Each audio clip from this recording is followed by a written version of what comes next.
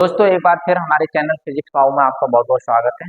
दोस्तों आज हम एक बहुत महत्वपूर्ण टॉपिक पर बात करने जा रहे हैं जो परीक्षा की दृष्टि से बहुत ही ज्यादा महत्वपूर्ण है। टॉपिक का नाम है एलसीआर परिपथ। ठीक, एलसीआर परिपथ इंग्लिश में परिपथ को सर्किट कहते हैं, तो इंग्लिश क्या बन जाएगी साहब? LCR circuit. ठीक, एक बात मैं तुम्हें समझा देता हूं, बहुत महत्वपूर्ण बात है। ये आपने सुना होगा, ये क्या होता है? ये प्रेरक होता है या कुंडली कह देते हैं, ऐसा प्रेरक। और इसकी जो विशेषता को बताता है उसे कहते हैं हम प्रेरकत्व, और उसे किससे लिखते हैं हम? एल से। दूसरी बात समझ, आप लोगों ने ये सुना है ये, और प्रेरक को इंग्लिश में क्या कहते हैं पता है? इंडक्टर। और इसकी जो विशेषता बताता है प्रेरकत्व, उसे क्या कहते हैं? इंडक्टेंस। ऐसे ये क्या चीज है? संधारित्र। इसकी विशेषता को कौन बताता है? धारिता। ये कौन है? संधारित्र। और इसकी विशेषता को कौन बताता है? धारिता। और धारिता को किससे लिखते हैं हम लोग? सी से। इंग्लिश में क्या कहते हैं इसे? कैपेसिटर। और इसकी विशेषता को कौन बताता है? धारिता। धारिता को क्या कहते हैं? कैपेसिटेंस। जैसे इसकी विशेषता कौन बता रहे हैं? प्रेरकत्व, उसे क्या कह रहे हैं हम? इंडक्टेंस। ऐसे इसे क्या कह रहे हैं? कैपेसिटेंस। ये कौन है? इंडक्टर। और ये कौन है? कैपेसिटर। चलो, ऐसी तीसरी चीज आती है, ये बड़ा फेमस है, आपने सुना है। कौन होता है भाई ये होता है प्रतिरोधक। वो दूसरी बात है, नॉर्मल में हम प्रतिरोध प्रतिरोध कह रहे हैं, प्रतिरोधक होता है। और इसकी विशेषता को कौन बताता है? प्रतिरोध।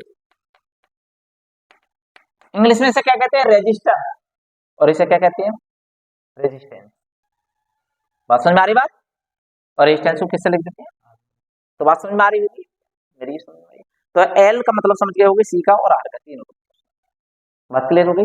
अब हम बात करते हैं टॉपिक। क्या है टॉपिक? समझो, लिखो जरा। दूसरे चौक ले लेते हैं।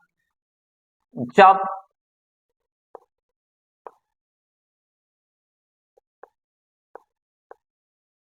प्रेरक, तो कितने प्रेरकत्व का है ये? एल का प्रेरकत्व एल। संधारित्र, कितनी धारिता का है ये? सी का। तथा प्रतिरोधक, चाहो तो आप प्रतिरोध लिख देना, कोई दुनिया लिखती आ रही है। प्रतिरोधक को श्रेणी क्रम में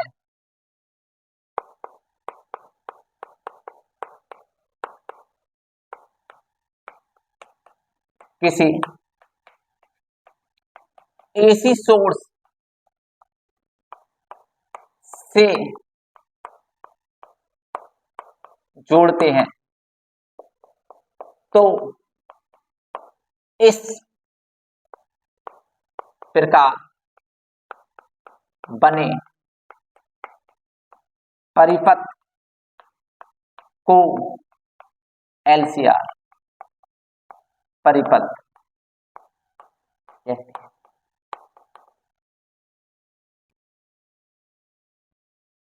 क्या कहते हैं हम?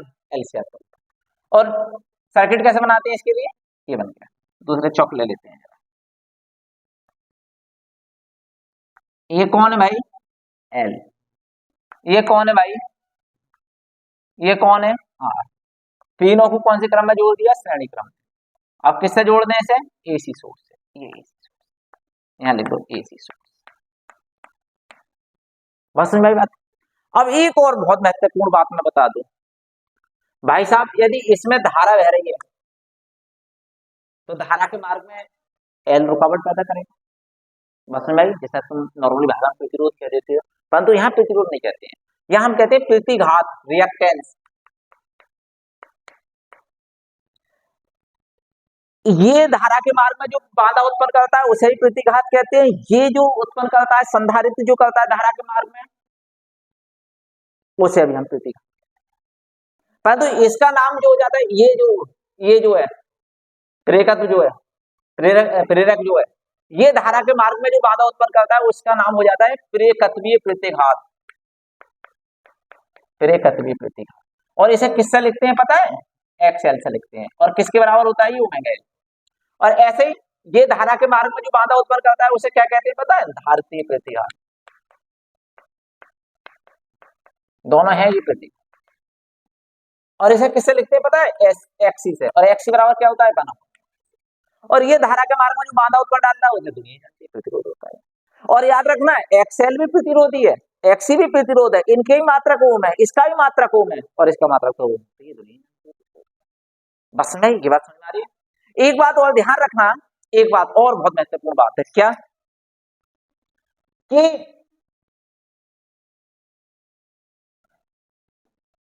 भाई जब इसमें धारा जा रही है तो इसके सिरों के बीच में विभवांतर भी उत्पन्न होगा क्योंकि प्रतिरोध लग रहा है। ऐसे ऐसे इसके सिरों के बीच में विभवांतर उत्पन्न होगा। इसके सिरों के बीच में विभवांतर जो होता है बीएल, और जो इसमें धारा बह रही है वो, उन दोनों की कला में अंतर होता है। मतलब बीएल जो है बीएल धारा से π/2 आगे होता है, बीएल आगे होता है। और कितना आगे होता है? π/2। और इसमें इसके सिरों के विभवांतर क्या होगा? बीसी जो होता है धारा से, बीसी जो है धारा से π/2 क्या होता है बेटा? पीछे होता है। और इसके सिरों के बीच में अंतर जो होगा बीआर और धारा, वो दोनों एक ही कला में होती है, उनमें कोई कलांतर नहीं होता है। ये बात समझने की, ठीक है? तो मेरे हिसाब से समझ में आ गई होगी। एक बार और देखना ये क्यों होते हैं, जब ये डेरिवेशन करवाएंगे तब पता चलेगी, ठीक है? क्योंकि हमें अब इस समय याद ही रखनी है, ठीक है? चलो तो लाइन लिखना चालू करते हैं। क्या लिखते हैं? यदि किसी समय, इस वाली चौक से लिखते हैं किसी और, यदि किसी समय आप पहले ये लिखेंगे पेपर में, फिर ये सर्किट बनाएंगे, फिर उसके नीचे ये लिखेंगे। यदि किसी समय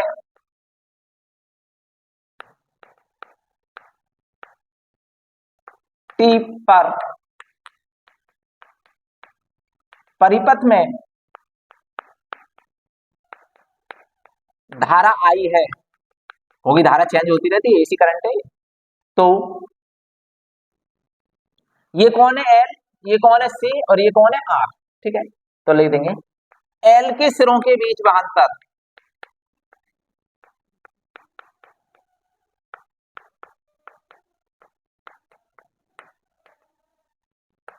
बीएल बराबर आई एक्स है। वैसे यहाँ एल की जगह हमें क्या लिखना चाहिए? प्रेरक, ठीक है? चलो यहाँ एल का मतलब प्रेरक सिग्नल में, तो बीएल बराबर क्या हो जाएगा? आई एक्स। और जहां एक्सएल बराबर क्या होएगा बताओ? Omega L. चाहो तो एक्सएल को आप क्या लिख सकते हैं बताओ? मैंने बताई थी, प्रेरकत्वीय प्रतिघात, ठीक है? और एक लाइन और लिखो, बीएल धारा आई से कला में π/2 क्या होता है भैया? आगे होता है, ठीक? दूसरी बात हम लिखते हैं, बी एल के सिरों के बीच हो गई बात। अब हम किसके सिरों के बीच में बात करें? यहां पे लिख रहे हैं हम सी के सिरों के बीच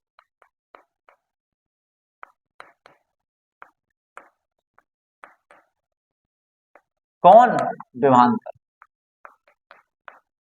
ऐसा क्या लिख देंगे? बीसी, और बीसी बराबर क्या हो जाएगा? आई एक्स। जहां एक्सी बराबर मैंने बताया था कितना आता है साहब? 1/ओमेगा सी। इसे क्या कहेंगे हम? धारितीय प्रतिघात। जैसे प्रेरकत्वीय प्रतिघात कर रहे थे, ऐसे इसे क्या कहेंगे हम? धारितीय प्रतिघात, ठीक है?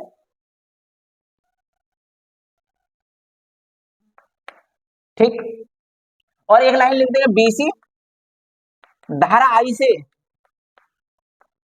कला में π/2 क्या होती है बताओ? पीछे होती है।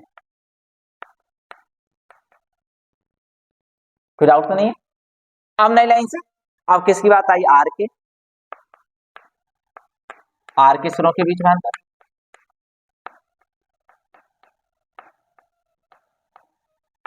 आर के सिरों के बीच में अंतर क्या होएगा भाई? उसे लिख रहे हैं हम बी आर बराबर हो जाएगा आई आर। जहां आर को तो दुनिया जानती है, जहां आर क्या है बताओ? प्रतिरोध। और एक लाइन लिख देंगे, बी आर धारा आई की कला में होता है, मतलब ये ना आगे होता है ना पीछे होता है, कला में होता है, सीधा सीधा। दोनों सेम एक सी साइड एक तरफ होते हैं। बस समझ में आ गई यहाँ तक। अब आगे बात क्या कर रहे हैं, अब हम इसके लिए वेक्टर आरेख बनाएंगे। ये चीज आपकी समझ में आ गई होगी, दो तीन बार पढ़ोगे तो और ज्यादा समझ में आ जाएगी। इस परिपथ के लिए वेक्टर आरेख,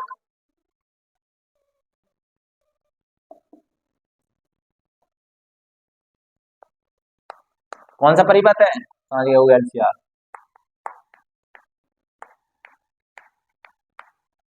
वेक्टर आरेख खींच रहे हैं हम, कैसा आएगा वेक्टर आरेख भाई,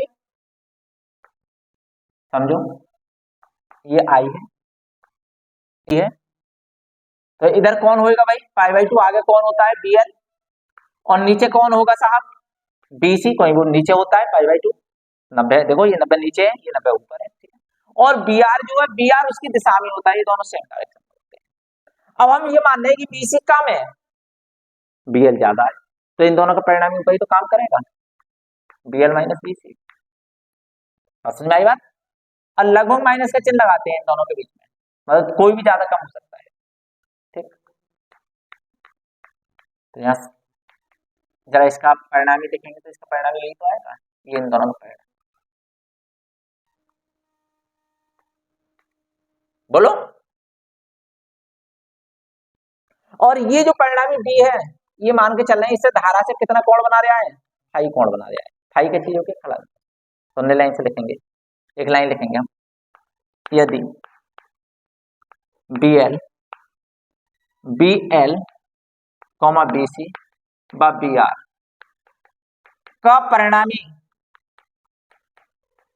b है, तो इस वेक्टर आरेख से b का मान कितना आ जाएगा बेटा, b बराबर हो जाएगा under root bl minus bc का होल स्क्वायर, ये लगभग माइनस है भाई, कोई भी ज्यादा कम हो सकता है, प्लस br स्क्वायर, ये तो हो जाएगा, लगाओ। तो यहाँ पे क्या आ गई इसकी वैल्यू भाई, bl की वैल्यू कितनी आ गई, bl की वैल्यू होती है IXL, माइनस ये कितनी हो जाएगी, कोई लगभग माइनस IXC हो जाएगी, इसका होल स्क्वायर, प्लस br की जगह क्या लिख सकते हैं हम, IR का होल स्क्वायर, ये लिख सकते हैं। चलो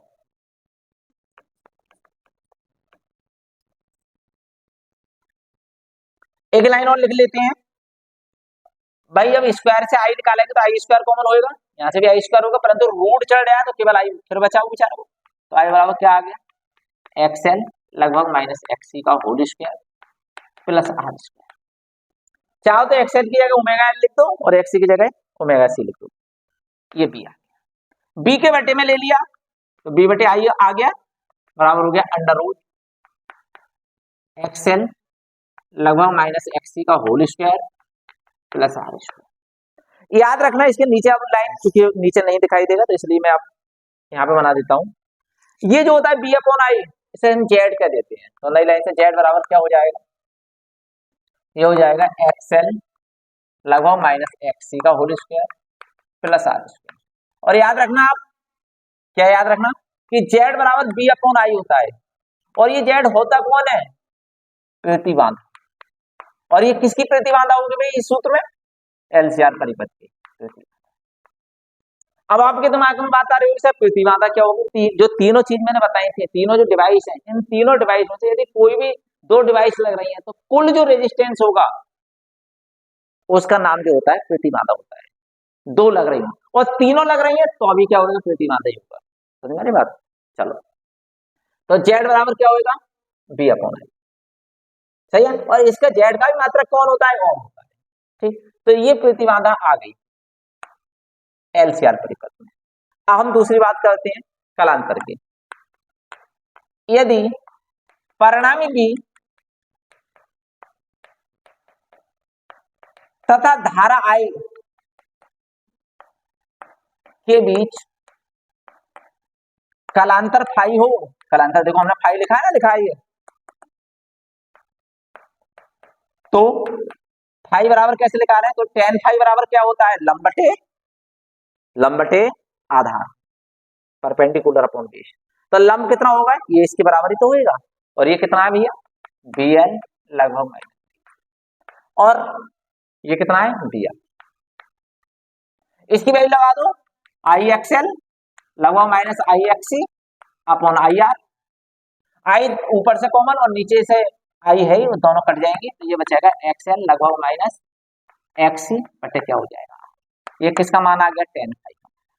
या यहाँ से फाइव का मान निकालेंगे तो फाइव बराबर क्या हो जाएगा, टेन इनवर्स एक्सएल। चलो कभी यहाँ पे नहीं दिखाई दे तो मैं यहाँ पे लिख देता हूँ, फाइव बराबर हो जाएगा टेन इनवर्स एक्सएल लगभग माइनस एक्सी अपॉन आर। चाहो तो एक्सएल की जगह आप क्या लिख सकते हैं, ओमेगा एल लगभग minus one upon omega C और टोटल अपॉन में आर। चाहो तो यहाँ पे एक्सएल की जगह क्या लगा सकते हैं, ओमेगा एल लगभग minus one upon omega C, ठीक है, उसका होल स्क्वायर, मतलब एक्सएल और एक्सी की वैल्यू पुट कर सकते हैं आप सब, ठीक है। यही दो चीजें आज हमें ज्ञात करनी थी, प्रतिबाधा और कलन। ठीक, बहुत बहुत धन्यवाद, और इस तरह की वीडियो को सब में आप शेयर करें और मेरे चैनल को सब्सक्राइब करें, ठीक है, जिससे सब लोगों का भला हो। ठीक है, बहुत बहुत धन्यवाद।